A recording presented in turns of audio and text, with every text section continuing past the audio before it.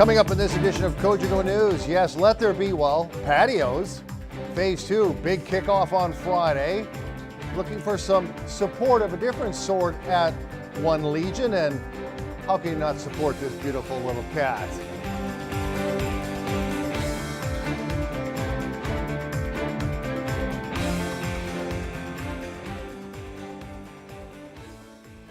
Hello again, everybody. Welcome to this edition of Cogeco News. I am Greg Esterbrooks. Yes, let your spirits be lifted.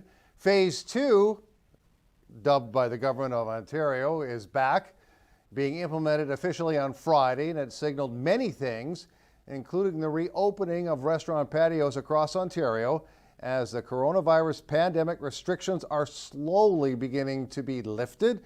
Clark Heipel reports this day from a popular watering hole / restaurant, summer spot as well, on McIntyre Street. Mr. Heipel. The patio prohibition across Ontario is being lifted on Friday thanks to Phase 2 of the government's reopening plan amid the coronavirus pandemic. The Station Tap House and Steak Co. on McIntyre at John is eager to open up outdoors as of noon Friday. The City of North Bay is assisting restaurant owners as the fees are eliminated for patio openings. I think it's extremely important because we'll be able to social distance, get our 6 feet apart, extend our patios. We'll still have 8 tables, get back to serving, of course, with following the proper regulations and guidelines, cleaning, wiping down tables. I think it's terrific. We've got a stockpile of bills to pay, so we can start to get back to the new normal. How difficult has COVID been for your business? Well, it's been challenging. We've been changing day to day. We've done takeout, pickup, and delivery, something we've never done before, so it's challenges that way.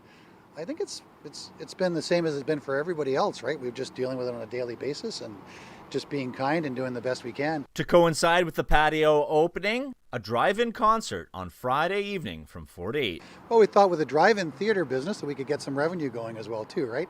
And keep that 6 feet apart. And it's nice to see the musicians come back. I know they wanted to play as well too, so it's nice to see people out and enjoying themselves. Everyone's favorite former trivia host, Kenny Anderson, is the restaurant manager at the station. Anderson very much looking forward to seeing the regular clientele. This is a small step that we're able to take here with the patio.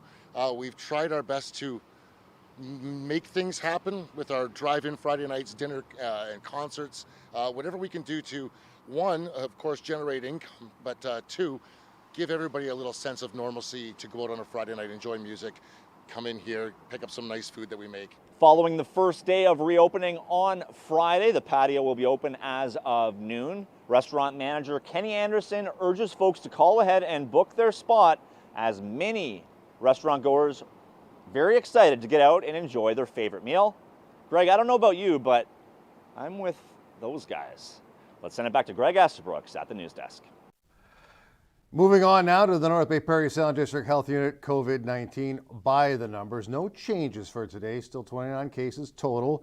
160 more tests were done. We're at 8482 total.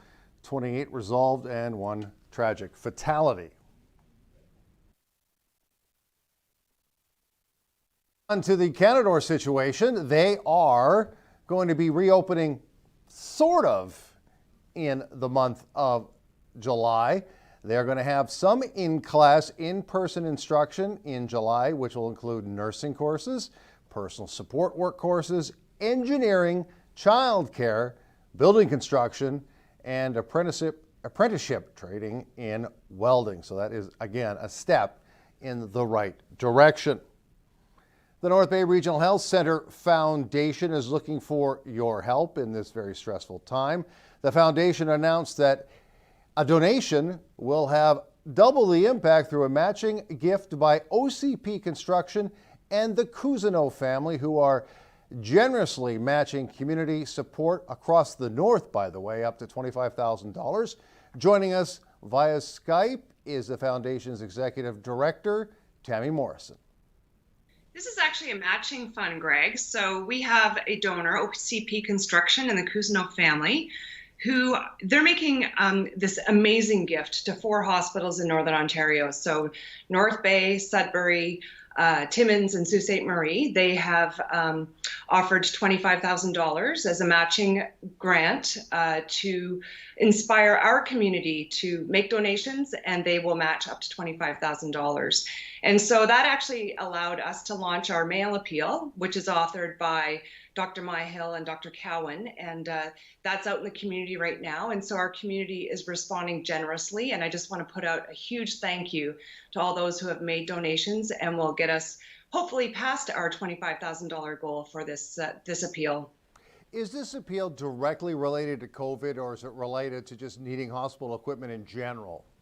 So this appeal is actually directly related to COVID. So it's our urgent care fund for COVID-19, and it's to fund medical equipment that cares for all patients, including those with COVID-19, as well as infrastructure costs that may be associated as we move through this pandemic. How does one get involved? Well, you can certainly donate online at nbrhc.on.ca and just press the Donate Now button. And you can also call me. So you can reach us at 705-840-9412, and I'd be pleased to take your call for a donation. I've talked to different charitable organizations, and they've had a tough time, obviously, during the pandemic trying to raise funds because, let's be blunt, people have been out of work, people are dealing with less incomes. How hard has the foundation found this time, especially since you're so connected to, obviously, health care? Well, we are certainly fortunate that our community is very engaged and very interested in engaging with our hospital in a meaningful way, especially during the pandemic. So we have had lots of different kinds of donations. We've had children sew little hearts for patients and their families, all the way through to providing nourishment to staff, and as well as even accommodations for healthcare workers who may need a place to stay. Certainly raising those financial donations, it's always a matter of engaging with our donor community. We have amazing volunteers at the foundation. One other note I want to mention before we go on to our next story is that Doug Ford also announced on Thursday that coming up next week, you'll be able to visit your family at long-term care facilities and other facilities, but many, many restrictions remain in place, and we'll update that story for you on Friday. Phase 2 means relief for some businesses who have been in very, dark times for months, but still a waiting game for some others. However, the impact of openings this weekend will have to be significant. Here's the take from the Chamber of Commerce CEO and President Peter Chirico. Pleased with the way things are proceeding. They're doing it in a cautious, very methodical manner, looking at the health data and then saying, you know what, we can do this regionally. Certainly we will have to see what this opening does. Hopefully we don't see any spikes. Hopefully that we're in better shape from a health perspective so that we can continue with the reopening that is going to take, it's going to be a protracted time frame, but still everything that is moving towards us is going to help all of our members and all of our small businesses in this district to reopen and reopen safely and get back to business. Now, if you thought the lockdown was lengthy, the recovery will likely be even longer. Everything that we're hearing, everything that we're reading, from the guys that are a lot smarter than I am regarding the economists, et cetera, that are going to say this is going to be a protracted recovery. We've been through recoveries before. We've been through severe recessions before. This is different in a lot of ways, but in a lot of ways it does mirror it. And we will come out of this at some point in time, and the economy will recover. It all depends on a lot of different policies that are going to be shaped by both the provincial and the federal government as to how we can come out of this. What is it going to look like, the new economy? Because I think there are going to be some changes to the economy when we look at governments, procurement, right across, and I think there is going to be some move to self-sufficiency within our own country to ensure that we're not held ransom by other countries, other economies, and also through what we've seen through COVID. But where do you strike the balance between protectionism and free trade and try to keep business flourishing? And I think that that is the key, that we have to make sure that we're, as an economy, that we're not reliant on everybody else. I mean, we certainly are when it comes to world trade, but reliant on the ability to be able to produce the goods within our country. And we've got a lot of bright people, a lot of bright companies in this country that have seen what we've gone through over the last 3 months, are innovative in their nature, and I believe that solutions will be made within Canada. As for the North Bay scene, what does Cogeco expect in regards to businesses reopening successfully and other businesses still struggling? Well, I think through all of this, we've seen a lot of resilience by a lot of our businesses in North Bay, and some of them were actually reporting stronger businesses through this time. Certainly the hospitality and the tourism business is going to and has been very hard hit. I mean, we're mid-June right now almost, and most of their season is already gone when it comes right down to the tourism side of things. So that one is going to take a lot longer, and there's going to have to be a lot more investment and promotion through that over the next little bit. But I think with the health situation as well, that we're going to see a lot more staycations within our own country. People aren't going to risk the health concerns that they have traveling outside of, whether it be our province, whether it be outside of our city, etc. So I think that those operators that market themselves to that sector are going to do well over the next little bit. Breakdowns arrived here on Cogeco News. When we come back, a veteran story for you and a veteran expert on pets as well.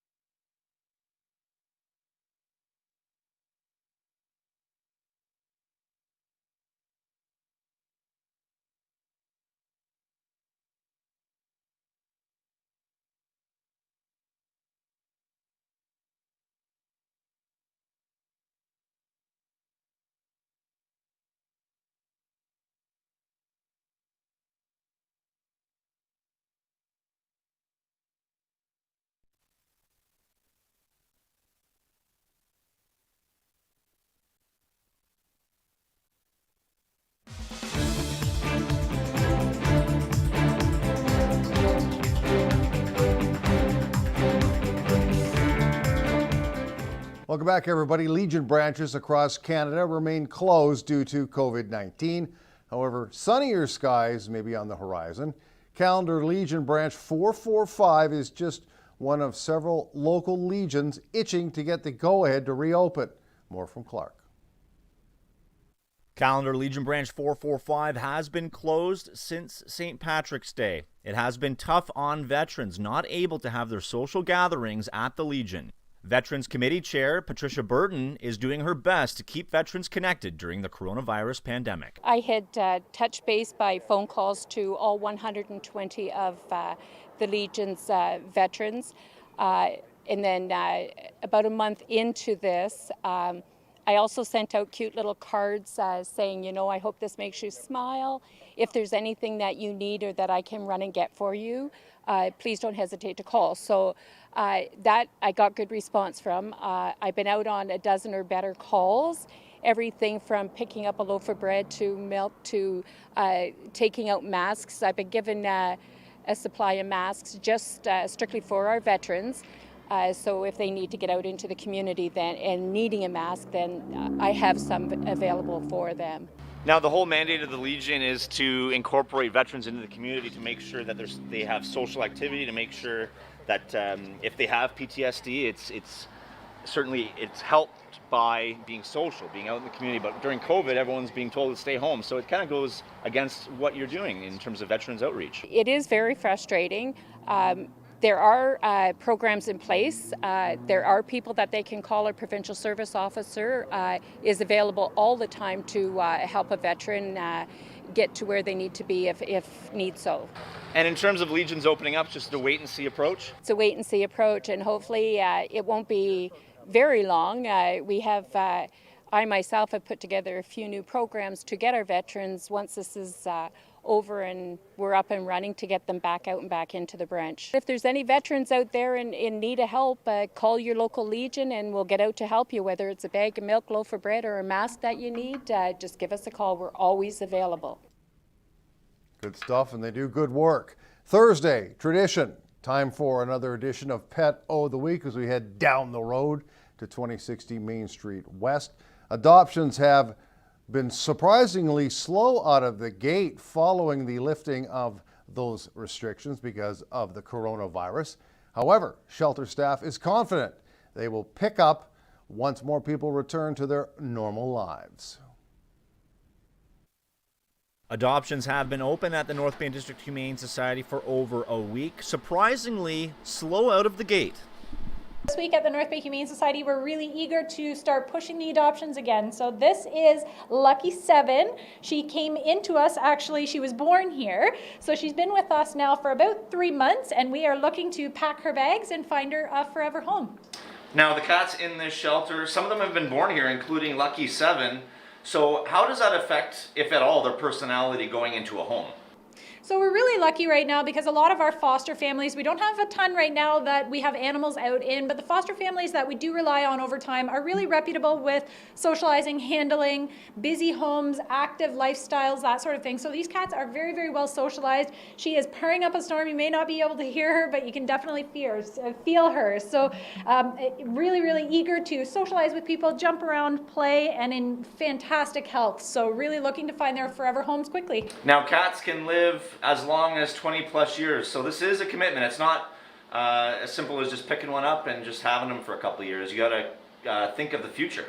Definitely. So the North Bay Humane Society, we have an application process and really encourage people to take time to think about it. So we have at least 24 to 48 hours that we encourage people to just take some time and cool off. So fill out the application, think about what you're getting into, make sure that it's a full-on commitment for the animal's duration of their lifespan, and then go from there. So getting them into a home, making sure that they follow through with vet care and are really ready for the animal. And sometimes potential adopters get cold feet. And how are you able to kind of work with people on that if someone changes their mind?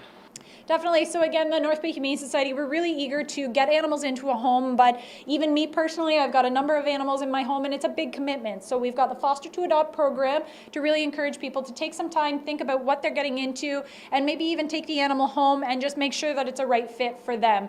The cool off period, the application process, talking to the staff members here, and just making sure it's the right decision for everybody involved. If somebody's interested in one of these cute kitties, including Lucky number 7, what should people do? So they can give the Humane Society a call, ask any questions if they're looking for a gender or a color in particular. We can see what we've got coming up available as well. They can also check out the website. So things are going to be up and running very soon. So all the pictures, information, and everything is going to be featured there. And then just wait for the call once the application has been submitted. Fantastic stuff as always. Lots to talk about, and whether some bad news from a fun event, a traditional event that goes on all summer long at the waterfront. Yes, the latest on the carousel and the heritage train, not good news. The weather last night was absolutely wild, and Mr. Heipel will have all of those stories, and guess what? The weather forecast right after this break.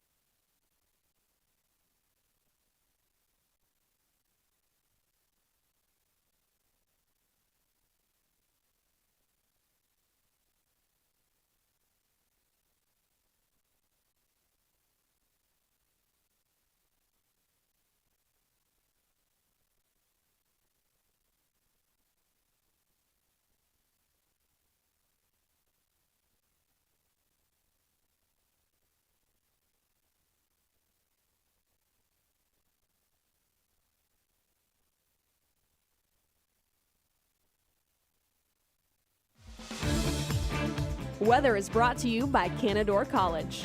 Great things happen here.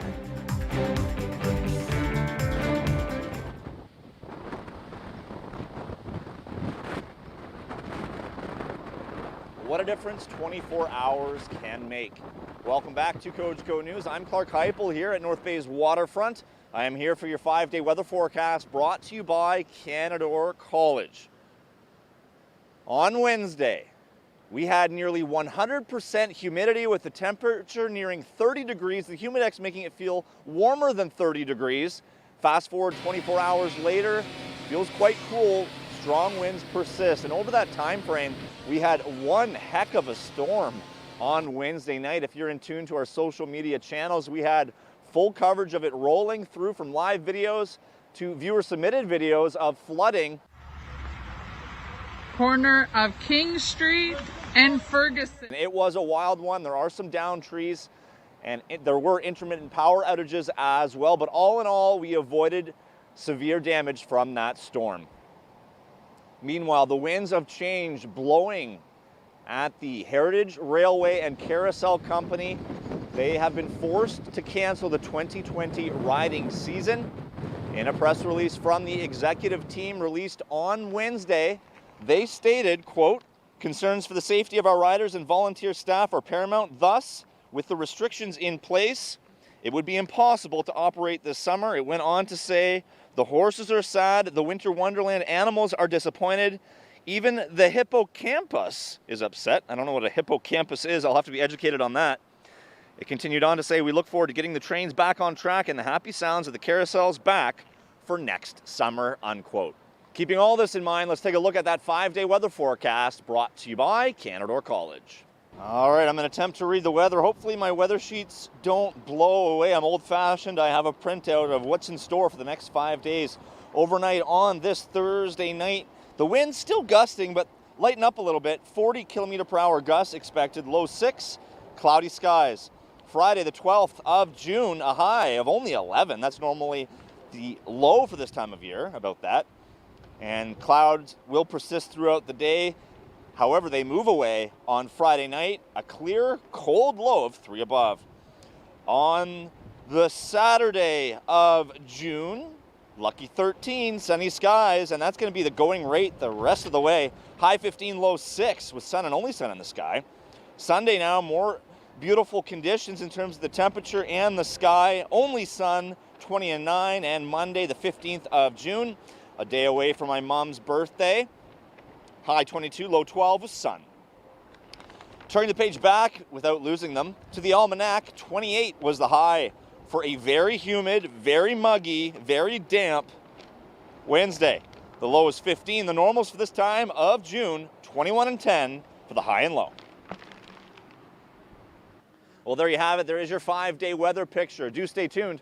Our Greg Esterbrooks will have your sportscast right after this very short break. Don't go anywhere.